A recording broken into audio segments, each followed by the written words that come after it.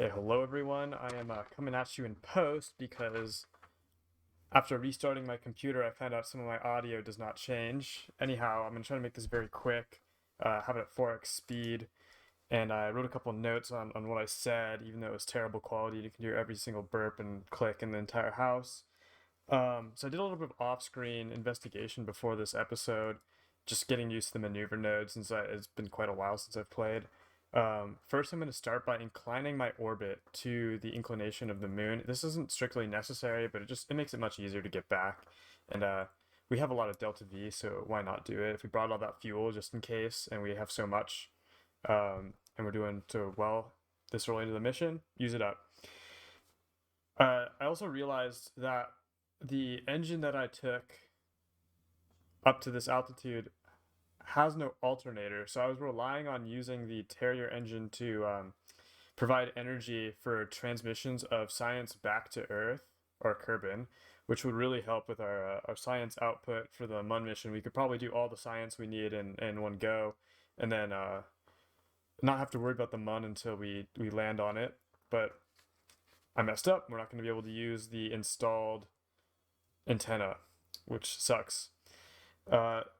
Right here, I'm trying to make this little cycloid shape. You can see it's not really like a spiral, but it's the beginning of a spiral. And then I investigated the outer planets. It's like Jewel and Elu, stuff I've never actually looked at before. And I also realized that there's another moon of Kerbin. There's not just the Mun, there's also Minmus.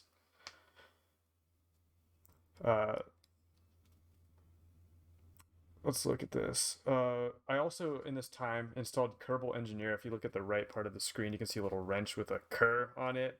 I made mention last episode that I was going to do it, and I went ahead and did it, but we're not going to see the results of that until after this episode at the vehicle assembly building.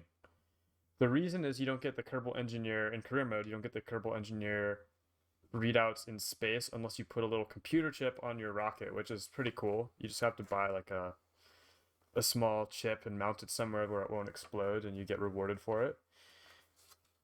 I like it. I like it a lot. Right here, I'm still playing with the maneuver nodes. It took me a while to get an intuition of what was happening, and it was a big leap up in ability once I realized I could focus on the moon or the Mun, and I could get a different set of these dotted lines that were much more clear because I wanted to get to the Mun. But yeah, it was a little embarrassing how long it took me to figure all this out. I had done it before, but it had been quite a while. And because I'm still, even in post, I have to fill time. It's rather difficult in Kerbal Space Program, even at 4x. There's a lot of stimulation, but a lot of space to fill as well as you kind of think through problems and get stunned by the beauty of the game, even for an 11-year-old game. One thing that always comes to mind when people say something leap, like step up, leap, quantum leap, right? People say the word quantum leap. It's weird because a quantum leap is the smallest unit of movement that you could conceive of, right? So there's like two perspectives to the quantum leap. A quantum leap is either the smallest jump forward you can think of, quantum, right? Or it's a leap that can travel through walls. It's like a leap that is so like orthogonal to traditional thinking that it's a quantum leap. It jumped through all boundaries. But most of the time when we refer to quantum leap, it has nothing to do with any sort of like boundary defying nature of something. It just means like a big leap, right? Kind of silly. Here I'm finally able to get around the Mun.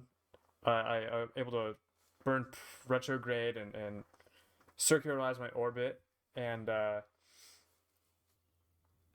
do some big science, huge science here. 10 science on that. I think we get some more from doing the crew log or crew science, observing that there are a lot of craters, that this Mun is protecting Kerbin from all those nasty asteroids. It suggests that going into the big crater as well would yield a lot of science, so I'll take their word for it. I won't forget that.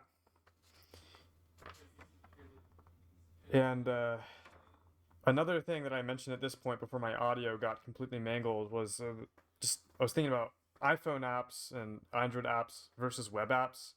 It's kind of crazy, like the tendency to want to develop a app on your phone when there's no real benefit to it. It's so much easier to use a web app, especially because most phone apps are going to have some sort of web facing thing behind it, whether it's advertisements or there's a server that needs to compute things. There's almost no point to having an app. It feels like a security vulnerability. The only major benefit is like you can access people's photos and file system and their contacts and all these extra features that you don't really need to run most web apps or apps. So it's crazy that we don't see as many. And there's amazing programs now that are using HTML and JavaScript and CSS to design really nice front ends that feel very lightweight and intuitive and run in your browser and therefore are very secure, such as Stable Diffusion and ChatGPT and these sorts of things. Uh, at this point, I was thinking about kind of just experimenting with how much delta V I had and thinking about like how could I get to min miss. And there's two ways that I consider doing that. There's a gravity assist. I could use the mun in order to give me a gravity assist so I don't need to bring as much fuel. With the amount of delta V I had on this mission, I think I could get to min miss pretty easily. Or I could just build a big dumb rocket next time. And I'm still getting lost with the nodes here, but getting a lot better at it.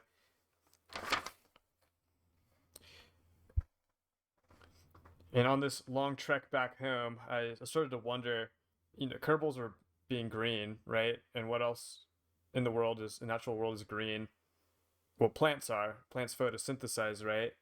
So it's maybe the reason that the Kerbals don't need food. Like we don't really have to worry about managing the Kerbals' food. Maybe they photosynthesize, right? Maybe they're like some sort of like plant or fungus derived being.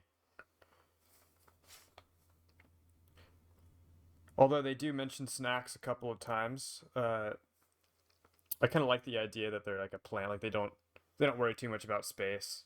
They just get their energy no matter where they are. Yeah, so I again tried to install Scatter and Eve.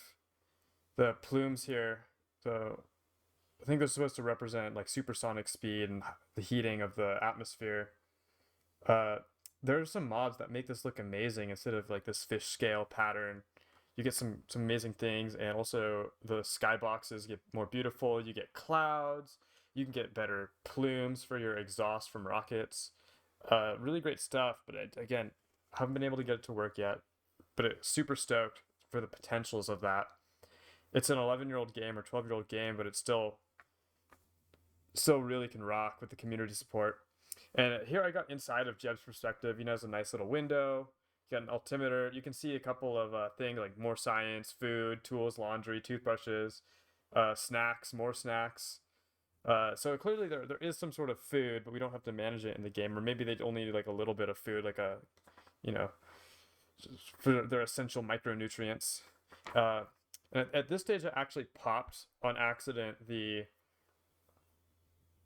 uh, parachute trying to get out of this perspective, and once I had already hit spacebar, I was free to just like roll my face across the entire keyboard, and somehow I got out. So I don't know how to get out of that perspective for next time. I've completely just I hit like four keys at the same time, and one of them popped me out, and I was just so happy, and still wondering if I was gonna lose my parachute, but it deploys just fine. I didn't have to do anything weird or rely on a quick save.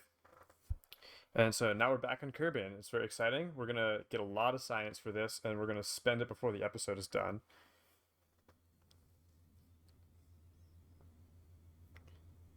So yeah, I realized I have a lot of money, but these building upgrades cost a small fortune, so it's going to require a little bit of pre-planning in order to get ready for the vehicle assembly building and the research center, which are the next big upgrades for us.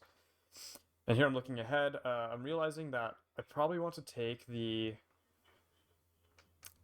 I need to take stability in this round, which is what I end up doing. But I'll go ahead and look ahead. The reason is that I'm gunning for that Mark II capsule. the Mark II capsule allows 2 crew members to go at the same time. So I can bring a pilot with me and I can bring a scientist with me, which can really bring our science to the next level. And at some point, I'll also have the money to research the new building for to let the Kerbal's EVA, which will really, you'll see, expand our science capability. The scientists will reset our experiments, and everything will be super cool in life. So I'm all done with research here. See you in the next episode.